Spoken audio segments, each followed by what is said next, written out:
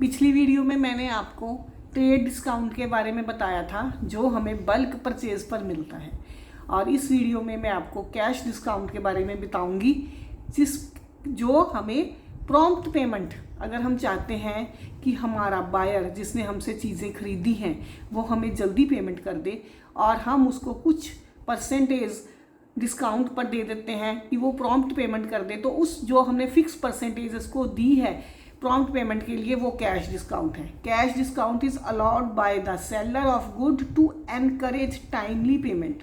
It is allowed if the payment is receive within the agreed time. अगर हम चाहते हैं कि हमारा बायर जिसने हमसे चीज़ें खरीदी हैं वो एग्रीड टाइम पे हमें पेमेंट कर दे तो हम उसको कुछ डिस्काउंट के तौर पे देते हैं बेनिफिट। वो डिस्काउंट जो है वो कैश डिस्काउंट है। It is expense for the seller. ये सेलर के लिए तो खर्चा होता है, पर जो परचेजर है जिसने सामान खरीदा है उसके लिए ये गेन बन जाता है।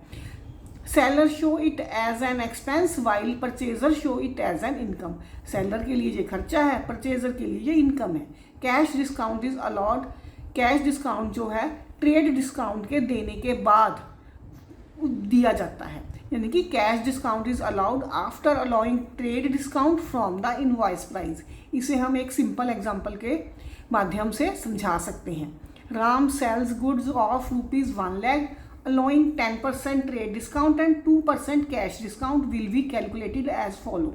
जो कि 10% ट्रेड डिस्काउंट है ये हमें बल्क परचेज के लिए, और जो 2% कैश डिस्काउंट है ये हमें प्रॉम्प्ट पेमेंट या payment with in the time के लिए मिलता है।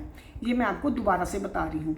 लिस्ट प्राइस 1 lakh है, पहले ट्रेड डिस्काउंट कट कर देंगे। 1 lakh में से 10% कट किया, 10,000, 90,000 रह गया। 90,000 सेल वैल्यू हो गई। अब सेल वैल्यू में से कैश डिस्काउंट 90,000 का 2% फाइंड करेंगे, 1,800। 90,000 में से 1,800 लेस किया, 88,200। ये अमाउंट हमें फाइनल रिसीव होगा अपने बायर्स। जर्नल एंट्रीज और कैश देखो, जो ट्रेड डिस्काउंट की कोई एंट्री नहीं डलती, वो सीधा डिडक्ट करके डाल दिया जाता है, लेकिन कैश डिस्काउंट की 2 एंट्रीज डाली जाती हैं अलग अलग दोनों केसेस में, जब कैश डिस्काउंट रिसीव हो और जब हम कैश डिस्काउंट को अलाउ करें। जब तो ये रिसीव होता है तो creditor account debit to cash account to discount receive, क्योंकि उसके लिए ये डिस्काउंट रिसीव है। पर जो देता है जिसने अलाउ किया है उसके लिए ये खर्चा हो जाता है। जो खर्चे हैं वो डेबिट में डालते हैं, तो कैश अकाउंट डेबिट, अगर बैंक से पेमेंट ली है तो बैंक अकाउंट डेबिट, फिर discount allowed account debit to debtors account. Thank you. Subscribe for next video.